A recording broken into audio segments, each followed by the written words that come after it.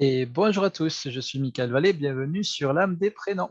Aujourd'hui, on se voit pour un nouveau prénom. Nous avons un nouveau saint patron, une nouvelle protection que nous pouvons tous invoquer aujourd'hui. Du coup, pour nous aider dans tout ce qu'on va faire dans notre vie, j'ai nommé Saint Stanislas et nous sommes aujourd'hui le 11 avril.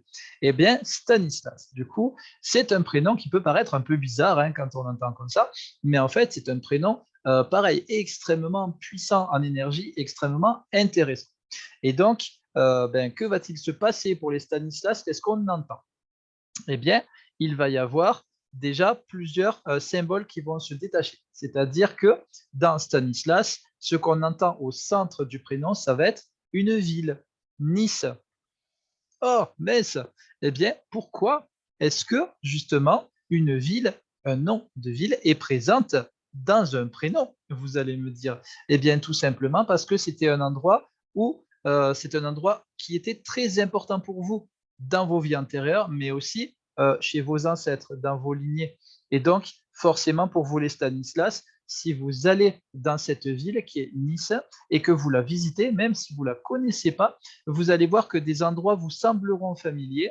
Et dans ces endroits-là, en y allant, vous allez avoir ce qu'on appelle des récupérations de mémoire. C'est-à-dire que quand on a beaucoup voyagé en tant qu'âme dans nos vies antérieures, on a laissé, on va dire, des empreintes de nos énergies un petit peu partout en fonction de ce qu'on a vécu dans ces endroits.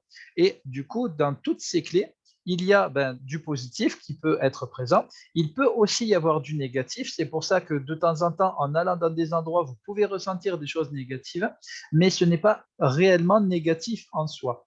Pourquoi? Eh bien, ça va tout simplement vous aider à réveiller en fait certaines mémoires. Et dans toutes ces mémoires, qu'elles soient positives ou négatives, c'est pas pour rien qu'on les appelle des clés, parce que ça permet de déverrouiller en fait des serrures. Et les serrures ouvrent quoi? Eh bien, des portes ou des coffrets. Et donc, il y a toujours des enseignements que vous allez pouvoir, à un moment donné, retirer de manière consciente ou inconsciente de toutes ces clés. Et c'est pour ça que c'est très important pour vous d'aller récupérer vos fameuses clés, parce que par la suite, il y a des choses qui vont se débloquer, beaucoup de dons. Pourquoi est-ce qu'il y a beaucoup de dons chez les Stanislas? Eh bien, encore une fois, tout simplement par rapport à Nice. Et cette ville est connue pour quoi? Eh bien, pour son carnaval.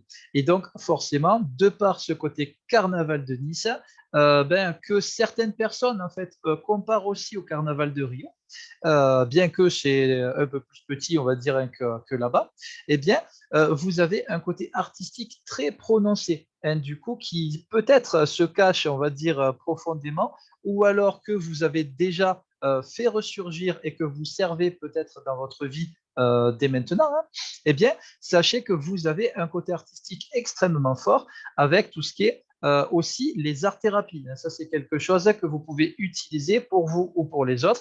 C'est un outil aussi thérapeutique et donc c'est quelque chose qui pourra vraiment vous aider dans votre vie.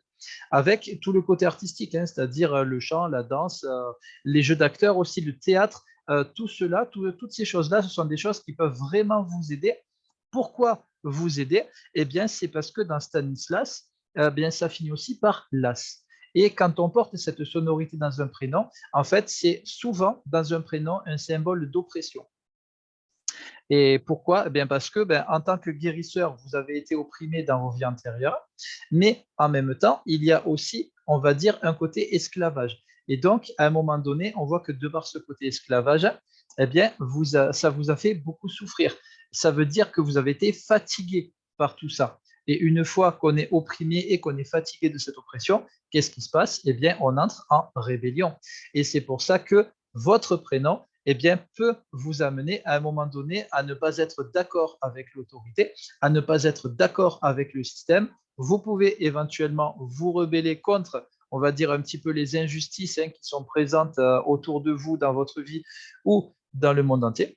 Votre rôle n'est pas de redresser les torts de tout le monde parce que ça donne un côté sauveur qui peut, à un moment donné, vous limiter dans votre vie parce que ça va vous manger toute votre énergie. En fait, vous passerez votre temps à essayer d'aider les autres alors qu'en fait, vous les aiderez à travers des prises de pouvoir. C'est pour ça que le respect du libre arbitre des gens autour de vous, de l'autre, ça sera quelque chose de très, très important. Vous avez, vous, dans vos autres vies, appris à faire respecter votre libre arbitre. Vous avez aussi ce défi-là dans votre vie, bien évidemment, puisque ça se renouvelle au fil de nos vies, hein. Et donc, n'oubliez pas que eh bien, le respect que, on va dire, les autres vous doivent, eh bien, vous leur devez, vous aussi, le même respect aux autres. Et c'est comme ça qu'il n'y aura plus de supérieur ni d'inférieur, mais que tout le monde sera à égalité dans vos énergies. C'est quelque chose de très, très important pour vous, hein, ce côté-là. Avec le côté las, le côté fatigué, le côté opprimé, ben, c'est quoi le côté positif en fait? Eh bien, c'est encore une fois là. Un peu comme dans Grégoire, le ré eh bien, est une note de musique qui donne un côté artistique. Vous aussi, vous avez la note de musique là dans votre prénom qui, en plus, renforce, eh bien, encore une fois, votre côté artistique. Et eh bien, comme toute note de musique qui se respecte, eh bien, do, ré, mi, fa, sol, la, si, do. Voilà. Eh bien, là, c'est la sixième note de musique de la gamme. Donc, ça indique que vous avez un ancêtre qui est extrêmement important à la sixième génération avant vous. Essayez de le retrouver, cet ancêtre-là, hein, et vous verrez que eh bien, cet ancêtre est très important dans votre lignée et vous êtes en lien direct avec cet ancêtre. Ça veut dire que, eh bien, comme c'est un ancêtre, on va dire, référent par rapport à vous, eh bien, ça veut dire que tous ces dons sont aussi vos dons, tous les endroits où il a été, vous avez été aussi dans vos vies antérieures, peut-être même dans cette vie-ci. Et donc, ça sera bien, comme je disais, d'aller à tous ces endroits-là pour récupérer toutes les clés que vous avez semées un petit peu partout au fil de vos vies. Ouais, ça sera extrêmement intéressant pour vous. Si vous ne le retrouvez pas, ce n'est pas grave parce que, quoi qu'il arrive, il est présent dans vos gènes. Et donc, si vous souhaitez retrouver cet ancêtre, vous pouvez aussi très bien le faire à travers des constellations familiales ou alors des gens qui canalisent pareil les ancêtres, pas forcément les défunts. Euh, voilà les ancêtres, oui. Après, c'est vrai que si, eh bien, comme vous avez aussi un côté passeur d'âme, si cet ancêtre n'est pas encore passé, c'est vrai que ben, voilà, ça sera un défunt qui sera autour de vous. Et donc, ben, oui, effectivement, hein, le fait d'aller voir des gens qui canalisent, ça sera sympa de vous remettre en contact avec cet ancêtre-là. En tout cas, si c'est un défunt, n'oubliez pas qu'en tant que passeur d'âme, le plus important pour les défunts, eh bien, c'est à un moment donné qu'ils puissent être passés dans la lumière, mais attention avec leur accord. Hein, ça, c'est très, très important aussi. Sinon, encore une fois, c'est une prise de pouvoir, c'est une graine avec du négatif que vous allez semer et à un moment donné, vous allez récolter du négatif et ce n'est pas le but. Le but, c'est vraiment de semer uniquement du positif dans votre vie. Et du coup, ben, voilà pour les Stanislas. C'est quoi maintenant votre côté divin? En fait, les Stanislas, eh bien, il y a quand même beaucoup de choses en fait hein, voilà, qui se détachent. Mais le plus important, on va dire, eh bien, c'est plus là, on va dire, on s'est occupé du centre et de la fin de votre prénom. Maintenant, on va partir un petit peu vers le début de votre prénom. Eh bien, qu'est-ce qui se passe dans le début? Vous avez ST. Voilà, c'est l'abréviation de Saint, tout simplement. Et d'ailleurs, si vous regardez bien, Stanislas, si vous mélangez les lettres de votre prénom, eh bien, vous retrouvez aussi le mot Saint qui apparaît. Et ensuite, regardez quelles sont les autres lettres à côté. Eh bien, pareil, vous les mélangez, vous faites un autre mot, et comme ça vous permettra de voir ben, Saint quoi, hein, qu'est-ce qui est présent dans votre prénom. C'est rigolo. Je ne l'ai pas fait moi-même. Vous pouvez le faire comme un jeu. Hein, ça, c'est quelque chose qui peut être très intéressant. Essayez de me dire aussi en commentaire, peut-être, eh bien, qu'est-ce que vous avez trouvé comme anagramme qui va avec 5 justement dans votre prénom? Ça peut être marrant. Et donc, vous êtes de ce qu'on appelle un ancien saint parce que c'est prénom, c'est présent dans votre prénom. Oui, c'est vrai que présent et prénom, ça fait prénom. Hein. Donc, c'est présent dans votre prénom. Et donc, en tant qu'ancien saint, eh bien, vous êtes relié à, ben, forcément à des grosses protections. Beaucoup de ces saints sont considérés maintenant comme des maîtres ascensionnés. Et donc, voilà, imaginez, en fait, on va dire les divinités tutélaires hein, qui sont à vos côtés et que vous pouvez invoquer, appeler pour vous aider dans votre vie à mener à bien tous vos projets. encore une fois, comme dans tous les prénoms, il y a un côté divin, il y a un côté protection, accompagnement, eh bien, vous pouvez réaliser tous vos rêves.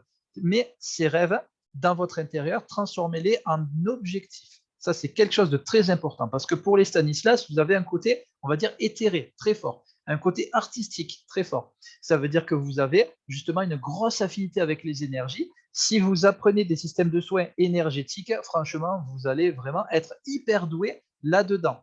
Mais attention, dans tout ce que vous allez semer dans votre vie, si vos projets, on va dire, restent dans l'ordre des rêves, comme vous avez un côté éthéré qui va être vraiment rehaussé par rapport aux autres, eh bien, dans votre esprit, tout ce qui est de l'ordre des rêves, eh bien, c'est quelque chose d'assez volatile, d'assez éthéré. Et donc, ça peut rester dans l'ordre de l'hypothétique. Et donc, si dans votre intérieur, vous avez des rêves, eh bien, il est possible que vous n'arriviez pas à les réaliser dans votre vie. C'est pour ça que pour vous, le fait de les transformer en objectifs, c'est quelque chose qui va être extrêmement important pour vous. Et par la suite, vous allez voir que eh bien, vous avez une création universelle extrêmement poussée. Quand Jésus disait « demandez à Dieu, à l'univers, à qui vous voulez, et vous recevrez », franchement, vous, entraînez-vous à ça, testez-le, et vous allez voir que très rapidement, en l'espace de quelques mois, c'est quelque chose que vous allez approuver. Ensuite, quand vous demandez des choses à Dieu, à l'univers, à peu importe le nom que vous utilisez, vous demandez des choses à l'univers, vous allez voir après, en étant ouvert, en étant dans l'observation, eh bien, que les choses autour de vous vont se mettre en place pour vous ouvrir des opportunités. Ensuite, eh bien, certaines opportunités vous seront proposées. Eh bien, le but, ça sera de les accepter, même si vous doutez, puisque vous avez demandé de vous rapprocher en fait de certains objectifs. Donc, forcément, l'univers vous proposera des possibilités qui, à terme, vont vous rapprocher de vos objectifs. Et donc, votre rôle par la suite sera d'accepter ces objectifs. Vous pouvez aussi recevoir beaucoup de cadeaux. Accepter les cadeaux pourra être tout aussi important parce qu'un cadeau, c'est quelque chose qui va vous aider. Et donc, forcément, si vous les acceptez, hop, vous pourrez aussi vous rapprocher de vos objectifs. C'est comme ça que le côté création universelle fonctionne de manière matérielle. Très, très important. N'oubliez pas, pour vous, les Stanislas, eh bien, là où votre volonté va, c'est-à-dire votre énergie va, eh bien, votre énergie, voilà, va aussi. C'est vrai que là, en fait, partout votre volonté va, votre attention va, votre énergie va. Voilà, comme ça, au moins, c'est plus cohérent. Voilà, n'oubliez pas justement que vous êtes capable d'accomplir des miracles en tant qu'ancien saint. Et donc, faites-le pour vous. Par la suite, vous pourrez mieux accompagner les autres dans ce processus-là pour qu'ils puissent aussi eux-mêmes faire des miracles dans leur propre vie. Vous allez voir, c'est top. Et votre prénom, en fait, il est fun. Hein. Et on finira simplement par une sonorité, du coup, qui est au centre de votre prénom. Eh bien, associé à saint, il y a anis. Et l'anis, eh bien, c'est justement une plante, hein, quelque chose qu'on peut faire infuser. Et donc, regardez quelles sont les vertus de l'anis parce que ça permet de soigner certaines choses. Et donc, c'est une plante totem hein, dans un prénom. Beaucoup de prénoms ont des arbres, des noms d'arbres et des noms de plantes ou des noms de fleurs.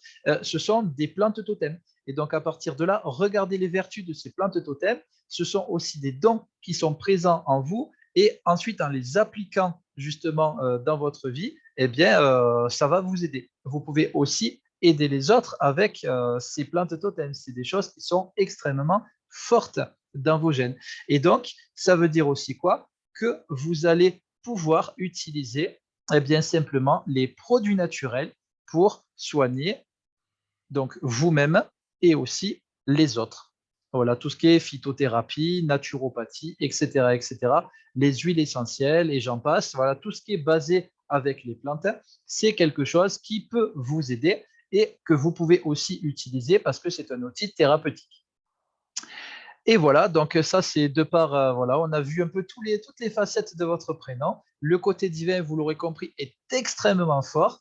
Vous avez une protection naturelle extrêmement forte aussi. Alors, profitez-en et vous allez voir que votre vie va vraiment en fait s'éclaircir assez rapidement. Hein. En faisant vraiment cet entraînement-là, dans n'importe quoi, tous les prénoms sont capables de faire ça, vraiment en vous focalisant sur, on va dire, le côté demandez, vous recevrez, sur votre protection naturelle, même si vous ne le savez pas consciemment, vous le savez inconsciemment, votre inconscient connaît en fait vos divinités tutélaires, et donc appelez-les, même si vous ne connaissez pas leur nom, ils viendront à vous naturellement et ils vous donneront vos noms principalement à travers des rêves aussi. Ça, c'est quelque chose, c'est un outil qui peut être extrêmement puissant en vous. Voilà, je crois que j'ai tout dit. Et donc, voilà, je vous remercie beaucoup de votre fidélité. N'oubliez pas que si vous souhaitez approfondir votre prénom, je peux vous aider à travers le décryptage de votre prénom et de votre date de naissance. En attendant, portez-vous bien. Je vous souhaite une très bonne journée et je vous dis à demain pour un nouveau tour des prénoms. Bye bye à tous.